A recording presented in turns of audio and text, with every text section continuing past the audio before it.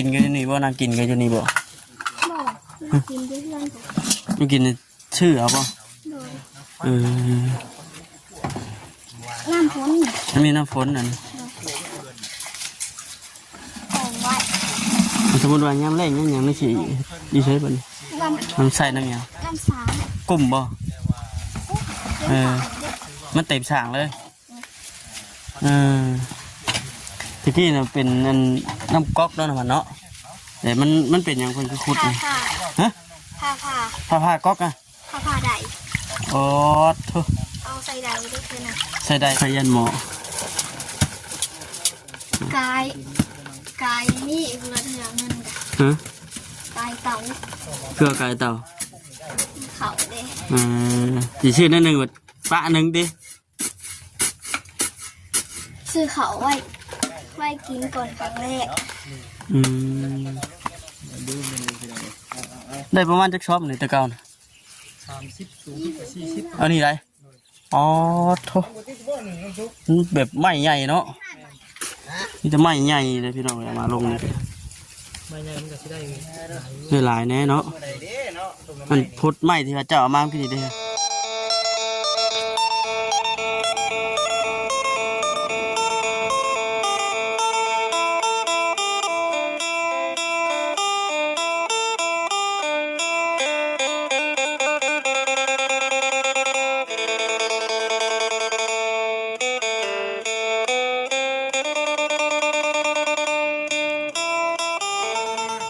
หมออยู่ใช้เวลา อยู่ใน ในเฮือนพวกในนี่ อยู่ใน รักหางนี่เด้อมานี่เด้อเฮ็ดตื่นมาแล้วก็ไปตัดผล ตื่นมาไปตัดผลเลย ตื่นเตะ6 โมงแล้วก็ไปตัดผลแล้วก็ เอาไปว่าให้พัวไปผู้เดียวบ่ได้บ่ไปให้กินน้ำกันนี่แน่เนาะ ซอยกัน ซอยกันบ่เยอะเสือเบิ่งเจ้ากี่ลำบากแท้ลำบากก็อดเอาเลยติ เลย เมื่อยอยู่บ่มีครอบครัว แล้วก็ไม่กันได้ เราบ่เมื่อยปานใดเห็นว่าเราเตรียมใจมาแล้วซั่นโต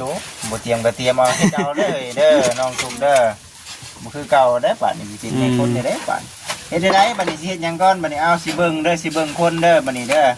สิเฮ็ด เขาต้องเอาหมูมาล่าง เอาหมอมาล้างว่าซั่นเพิ่นสิเผาหน่อไม้พี่น้องเอ้ยเนาะเผาหน่อไม้ก่อนแต่ว่าเพิ่นสิเก่งตัวนี้เนาะตัวนี้เจ้าสิเผาป้าไว้บ่ตัวนี้ โดย ป้าไว้หึงเพิ่นว่านะพี่น้องเอ้ยเนาะคุณไปล้างหม้อน้ำแม่บัดนี้เอ้าเฮ็ดไปน้องทุกเอ้ยสิเบิ่งเจ้าเด้อบัดนี้เด้อเนาะหายังมาดิเบิดเลย ห้ากูทางก็มีทาง นี่ถอดคือตัวนี้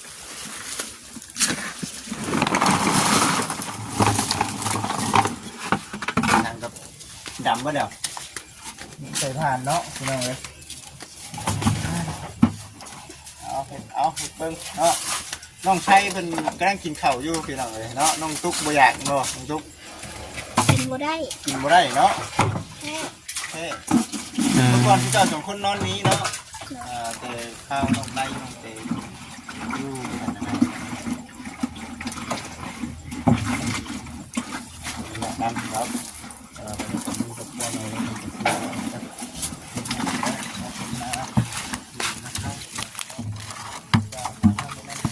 กินกันอยู่นี่บ่นางกินกันอยู่นี่บ่ บอกกินด้วยเพื่อนผม มันกินชื่อเอาป่ะ โดย เออ น้ำฝน มันมีน้ำฝนนั่น ของไว้ สมมติว่าย่ำแรงยังไม่ฉี่ดีใช่ป่ะ น้ มันใส่น้ำยัง ำน้ำสาร กลุ่มบ่ เออ มันเต็มฉางเลยเออที่ที่น่ะเป็นน้ำก๊อกแล้วนะมันเนาะแต่มันเป็นอย่างคนคือขุด ผ้า นี่ ผ้า ฮะ ผ้าผ้าก๊อกอ่ะ ผ้าใด อ๋อทุ เอาใส่ใดด้วยคือนะ ใส่ใดคือว่าผ้า โอ้ย ฝนตกหรือผ้าสิบ่ เลย เออ ฝนตกไปเห็นไหมปังปังปังเลยเปี้ยงลงมาเลย อ๋อทุพากันขุดหาควรมาจ้ะ เฮ้ บ่ แม่นบ่ สิขุดเอาเตาขึ้น เอาใด บ่ได้ เอ้ยขุดเอาจังขึ้นขุดเอาเตาขึ้น ขุดเอาเตาขึ้นบ่เอาได้ขึ้น มันบ่ถึงที่เนาะวันนั้นเว้นพุ่นมาจัก30ปลายเมตรพุ่นมาจักบ่ได้ธรรมดา ทำไมละ โอ้ใหม่แล้วนี่พริกมาพริกบัดนี้มีปลูกเป็นวินรวดบัดเฮ็ดไปเล่นมาอยู่เด็ดครับห่านยังทุกอันอยากตก ยังมาสุกบ่ เรา ยังทางหัว ทำมือพี่น้องเลยเนาะ เฮ็ดเป็นได้เนาะเราเนาะช่างเป็นเฮ็ดอันนี้ เป็นยังไง เขาพูดว่าหอน้ำใหม่น้ำมันนี่แหละ สิเฮ็ดได้ละบาทนี่น้องตุ๊ก มีต้ม ตอนอันเอื้อจะอยู่น้ำกับเจ้ากับเฮ็ดกินเรื่อยอยู่บ่ฮะ มีแต่น้องเห็ดได้ กินข้าวแล้วบ่น้องไส้กินแล้วเนาะคนมาสั่งนี่บ่กินปลาทูนี่เนาะ เราเพ่ปลาทูบ่แต่ก่อนก็จะกินอยู่แต่ว่าตาเป็นก้องเป็นกินบ่ละแต่ก่อนกินอยู่ปลาทองแล้วมันเพ่แบบ เอ้ามีไส้นะ เป็นมีปืนเนาะเหมือนเนาะ เป็นหมื่นเป็นยัง คิดว่ากินได้ดิเอาน้องไส้นะสบายดีสบายดีแซ่บอยู่บ่มีให้กินนี่แซ่บเนาะ เจ้าจะพาว่าบ่แซ่บเด้ หน่อยมีให้กิน มีมื้อ เนาะ ให้กินเด้ พี่บ่กำจะมาพี่ข่อยสิถามทางน้องไส้เพิ่นน้องไส้เจ้ามันก็ได้เนาะครับอันนี้ไปในกิโลเจ้าคือความ รับผิดชอบแล้วน้องตุ๊กต้องรับผิดชอบเนาะ บ้านหวาน ได้อยู่เอาเฮ็ดกินไปน้ำเนาะเว้ากันไปน้ำเนาะบ่เกิน2-3 มื้อเนาะ โดย น้องไล่เพิ่นสิกับเมียเพิ่นสิขึ้นมา โดย เมียเพิ่นสิขึ้นมาเพราะว่าทั้งอ้ายเองก็เห็นทาง FC เพิ่นคอมเมนต์กันเข้ามาหลายเนาะ โดย ในเรื่องน้องตุ๊กนี่แหละนี่มีปุ่งเพิ่นนี่แหละ โดย กลางค่ำกลางคืนมานี่ควันกูกลัวเขาในเลยแม่นบ่ แม่น ควันเตาหั่นนะพี่น้องเอ้ย มันสงัดเลยเนาะงัด มันจะงัด มันกระจายไปทั่วเบิด หายใจก็เกือบบ่อยากได้พุ่นแหล้วเนาะ ก้อนใหม่คือวางให้ พอดีว่าทั้ง FC เพิ่นก็คอมเมนต์กันเข้ามาว่าคือฉันอยากให้น้องไส้เพิ่นนี่เปลี่ยนบอลนี่เด้อเพิ่นฟุกกระต๊อบอยู่กันว่า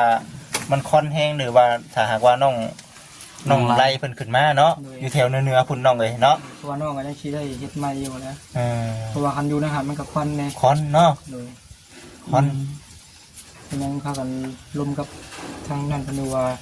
สิพากันปลูกใหม่อยู่ ต้องใส่ผ้าไม้กระจาดเนาะ โดย ไม้กระจาดกับแป้นตัวนี้เจ้ายังบ่มีบ่ โดย จังกะสีนำแน่ โดย ตัวนี้ยังบ่มีเลยเนาะ ยังมีอย่างให้ ซึ่งก็ว่าอีกบ่โดนเพิ่นขึ้นมาแล้ว อยู่บ่เฮิงเนาะ โดย อยู่บ่เฮิงก็ให้คิดเบิ่งนั่นแหละพี่น้องเอ้ยว่าตั้งแต่บ่ขออนุญาตนำน้องเตอยู่กับทางน้องเพิ่นก็ยังมาอยู่ดีเนาะ โดย เพราะว่า ก่อนน้องก็อยู่นี่ ครอบครัวไผครอบครัวเราเด้พี่น้องเอ้ยหนึ่งคือคันสิอยู่นํกันบัดมันหลายคนเนาะมันหลายคนนอนผักเซาคนละบอนเฮ็ดเวียกร่วมกันซอยกันอยู่แถวพุ่นแน่เนาะเดี๋ยวสิให้ตับทางน้องชัยกะเบิ่งกะว่าสิอยู่ทางใด มันอยู่มันน่ะอยู่ทางพุ่นแล้ว อยู่ทางนั้นเนาะ โดย มันใกล้ทางเนาะ แม่นใกล้ทางกับอีกอย่างลมมันก็สิบ่ค่อยไปทางนั้น บอกน้องชัยก่อนว่าซั่น FC เพิ่นคอมเมนต์เข้ามามีความคิดเห็นในใดกับ FC ว่าซั่นน้องชัยก็ว่าหั่นนะตามที่ FC ว่าเลยเนาะ โดย เอาก็สีแน่นั่น มา แหละ เสร็จมาเศร้าดิ ว่าจังไง ป่า จะว่าจังไง ออกไปหาเด้อ เพราะว่าแต่ก่อนน้องก็อยู่นี่แล้วก็เพิ่นก็บ่ได้อยู่เพิ่นก็เลยไปอยู่ในเรือนได้ โอ้ เป็นต้นขึ้นมากเลย น้อยมานี่ลูกเมียเพิ่นมาแล้วเพิ่นก็ต้องพาขึ้นมาแล้วบัดนี้เนาะ เพิ่นพาขึ้นมาอยู่ที่ ไผแน่พี่น้องเคยเห็นเมียน้องไร คือว่ามีโอกาสเนาะมีโอกาสที่ถ่ายให้กับ FC ได้เบิ่งได้ชม ในบ้านเดียวกันนี่บ่น้องชาย โดยบ้านเดียวกัน บ้าน บ้าน เดี เดี ย ยว ว กั กัน นบ่จิ เพิ่นว่าใจดีว่าฉันใจดีกับน้องตุ๊กแฮงแม่นบ่น้องตุ๊ก อืม เผาไว้เนาะเผาหน้ำไม้นี่ตัวนี้เอาไว้ว่าฉันตัวนี้ไว้หม้อเจ้าอันนี้ได้หม้อนะหม้อกระทะพี่น้องเอ้ยเนาะ อันเดียวนี่ได้หมอเลยอะ อันเดียวนี่หม้อกับผ้าอันเดียวนี่ โดย อันจับกับบูมี่เนาะ ร้องแกงน้ำมันเฮียเท่านั้นแหละแบบนี้นะ แกงชุกโดราถอพี่เอาเร็ว ทั้งอันน่ะหูกับบูมี่เนาะโอ้ยเตากับบูมี่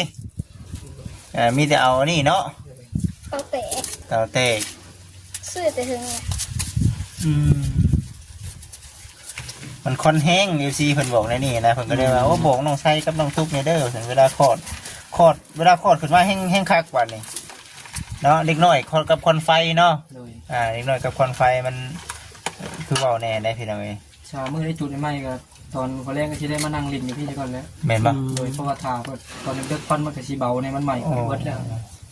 พี่จังได้การเข้าไปนอนในไทยแต่ว่าแต่พอแรกอยู่บ่ได้ในเฮือนมันควันแห้งได้จุดใหม่ แม่นบ่ โดย ได้จังมือเลยใช่ไหม อันนี้บ่ แม่ เมื่อวานเนาะ เมื่อวานนี่ติจนบ่เห็นหยังเลยเมื่อวานนี่ ใกล้ชิเบิดเลยบ่ โดยมื้อนี้ใกล้สิเบิดแล้ว อืม ตอนแรกๆก็น่าสิเบิด แสดงว่าใกล้จะได้ควัดได้เสียเนาะจะหน่อยเนาะมัน ต่อ หอด ไป มั ว่าน สิโคตรได้ ใหม่แล้วก็มันเอาตัวใหม่มาลงต่ออีก โดย สิขูดไว้ว่าฉันน้องทุกฮู้จักความขึ้นกูเก่าเด้อบัดนี้เด้อ เนาะชีละทานมันคือสิเฮ็ดในโนตะกี้กันเนาะ หม้อวัดครอบครัวยังซ้ำนี่ติยังเต็มหม้อกระทะเนาะคักแน่นะ สู้ชีวิตดีได้หมอ จากคนจากหมอเลยสู่ชีวิตเนาะ คนก็ยังสู้ชีวิตหมอก็ยังสู้ชีวิต ซื้อ เนาะ แต่ขึ้นเฮือน หมอตัวนี้ได้ มาเจอได้ยังแม่ หมอกระทะเพิ่นพี่น้องเลย บอกเตียงซื้อมาให้ว่าหมอ ตัวนี้ได้ โดย มูลนี่เนาะมูลในเตียงนี่เนาะ บุญมังมรดก มูลมังของไอเตียงแล้วนี่อันจับมันไปก่อนแล้วว่าฉัน ไปก่อนแต่ขึ้นเฮือนบ่ได้แก๊กต้มยังไงมันไปก่อน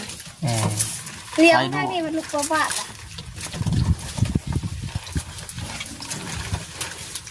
ช่วยกันบ่สิเอาไม้ลงบ่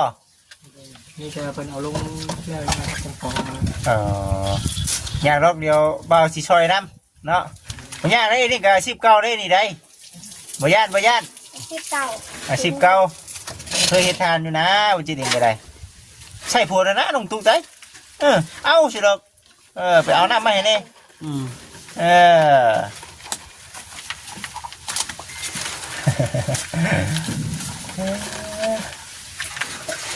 น้ำก็อาศัยแต่น้ำผลที่น้องที่ น้ำมันใช่บ่ได้คันน้ำตกในมันตก เอาอากาศ คือสร้างมันคุ้มแรงอยู่บ่เลยมันคุ้มอยู่ช่วงแรก บ่คุ้มแล้ว บ่คุ้มครับ เจ้าคุยกับน้องทางขาได้บ่ครับเด้อ แต่ว่าตอนแรกมันก็บ่มี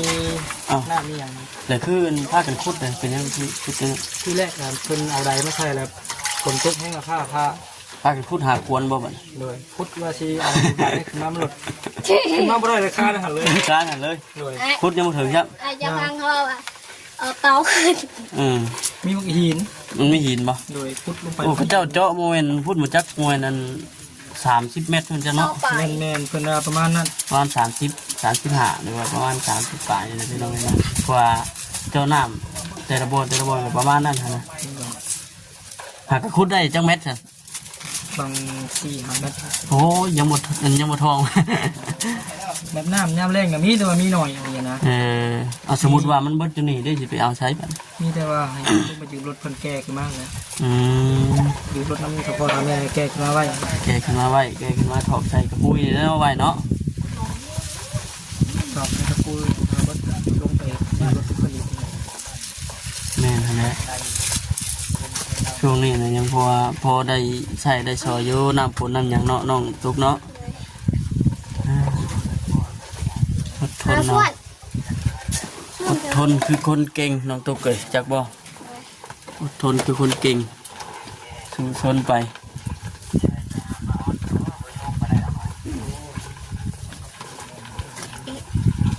ที่แกงกินเดี๋ยวนี้เลยบ่เนี่ยแกงเอาไปถามเจ้าแกงหน้ำไม้นี่ใส่อย่างไร ใส่ข้าวเบื่อแล้วก็เพชรแล้วก็ปลาแดกแล้วก็ยานางแล้วก็แยง ได้แล้วบ่เอาลงเลยบ่ห่วยเนาะกำลังมีไฟนี่ แกงเย็นหัวนะ เย็นเลยเนาะ เลย อย่าว่าผมมันพร้อมกันหลายคนสนุกว่ะพี่น้องเอ้ยเอาเนาะเฮ็ดท่าต้องทุกเด้อ เลย คุณทั้งนี้ก็ได้ ทางผัวแล้วก็ปุ่นไปส่วนใส่ดินใส่เตา ทุกคนที่โนบัน โอ้มันไม่ยังไม่กะไม่จิกบ่ ลุงได้หามาให้ดัก อืม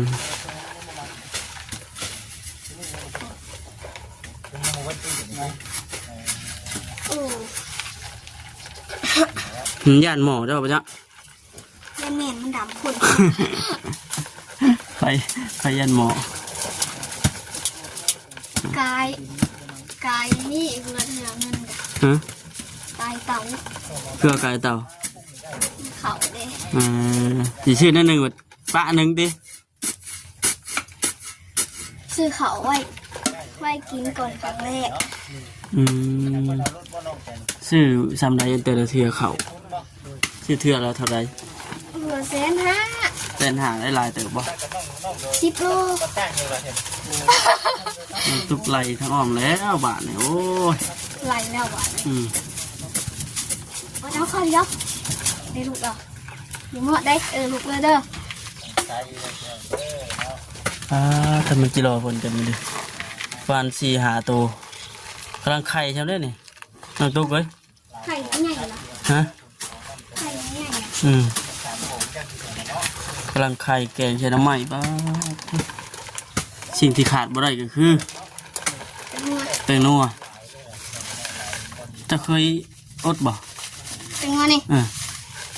เคยอดบ่เอาไปสิทานจะ พอ บ่เคยอดจักเทื่อนี่ประหนึ่งเงินบ่คำเห็นก็คือเอ้าเห็นบ่ยิ้มมาเลยพี่น้องเนาะกินแล้วกินบ่ได้สนน้ำแตงนัวได้ต้องกิน นี่แกงเฮ็ดนี่ใส่แต่น้ำปลาแดกกับบ่มีใส่แต่น้ำกับเกลือหมกพริกเท่านั้น เห็นอยู่ เห็นไหมบ่ เลย เจ้าก็เบิ่งอยู่ ดู จะเห็นไปได้อ่ะ นะ จะเห็นแบบไหน เกลือก็บ่ใส่เป็นงัวก็บ่ใส่ ใส่แต่เกลือก่อนใส่แต่เกลือ ใส่ว่า เป็นนัวน่ะบ่มีเห็นว่ามีแล้วก็สิใส่อยู่มันบ่มีเด้ ใส่แต่เกลือเรากับตัวพริกเกามี อ๋อเถอะนี่แหละพี่น้องเนาะมื้อนี้ก็คือเว้าในขึ้นมา ป้าย ที่นี่ นั่นแหละ ฮะ เห็นอยู่นะ นิสัยเห็นคลิปไผ คิด คลิปบ่จิตบ่ เลยมีบ่าวนะบ่มา อยู่แบบไหนน่ะ กระตุกไปหน่อยตัวลงสูงๆนะเด้ เอามีอยู่คลิปบ่าวย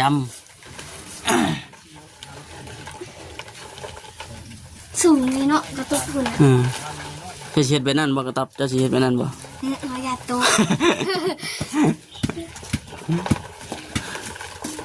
เฮ็ดซ้ำนี่เด้พอดีนี่น้องทุกเลยนี่ปวดจะเฮ็ดซ้ำนี่มันธรรมดาซ้ำ โอ้ย แบบป้าให้มันลุกเองบ่ได้บ่น่ะคือว่าลุกอยู่น่ะ ผ่านหลายคน คือมืดเท่าไรพี่น้องเอ้ยเนาะใครเลยโทรมาเนี่ยโอ้ จ้างเนาะนี่ประมาณจักเดือนก่อนเนาะ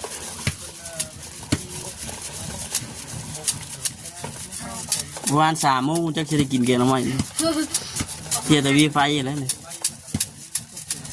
เคียงก็บ่มีเนาะ โอ้ย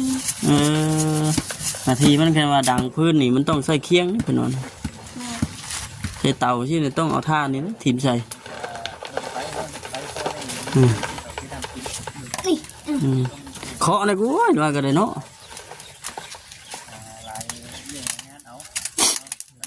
ให้มัน จะแตกได้ทันเลยคอยแตกเพราะว่าบัก ไม่แดงบ่ แ ไม่แดงเอาได้ลูกค้าบ่ซื้อน้ำเนี่ยมันดังแล้วมันแตกฟ้าต้องตุกไหลเลยบัดนี้โอ้กูไปก่อนพี่น้องเถอะแดดจ้าแท้นี่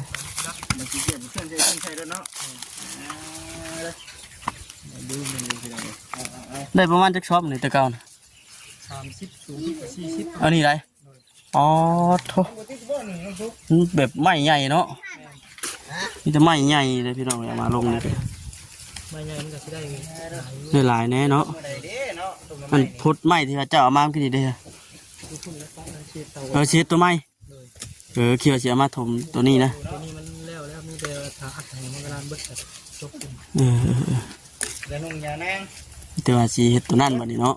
อ๋อมาแต่ว่าไม้นี่เดี๋ยวเขาเอา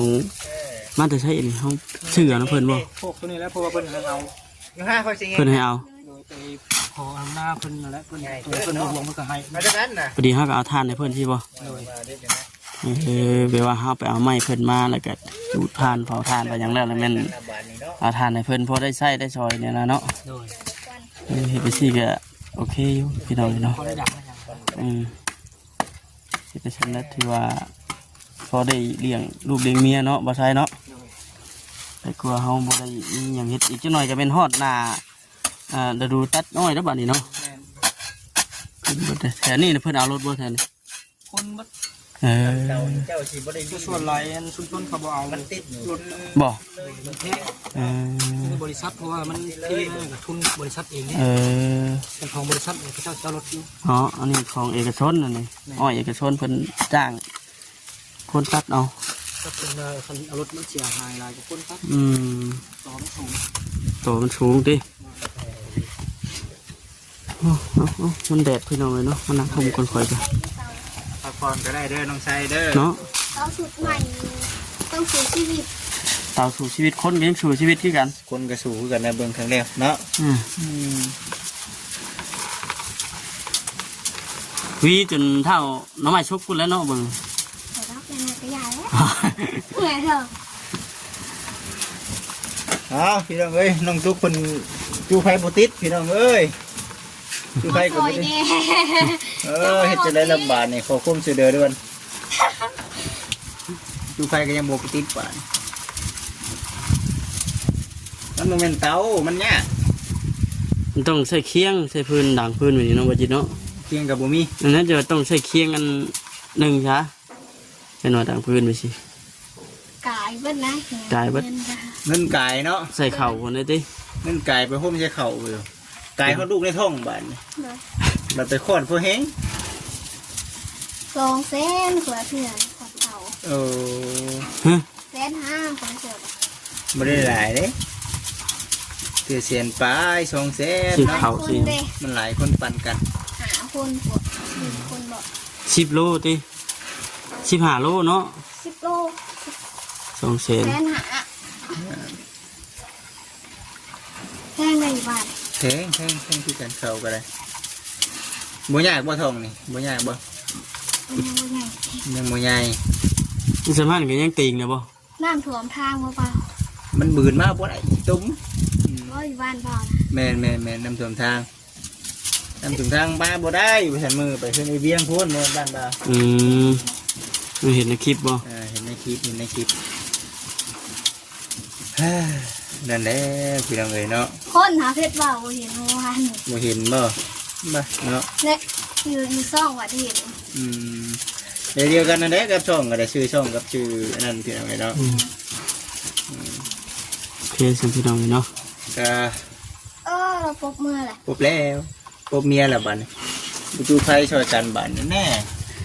ไปสัมพี่น้องเลยจังเลยก็คลิปนี้จบคลิปก่อนอะไรก็จะดีไม่แห้งพี่น้องเลยเนาะสบายดี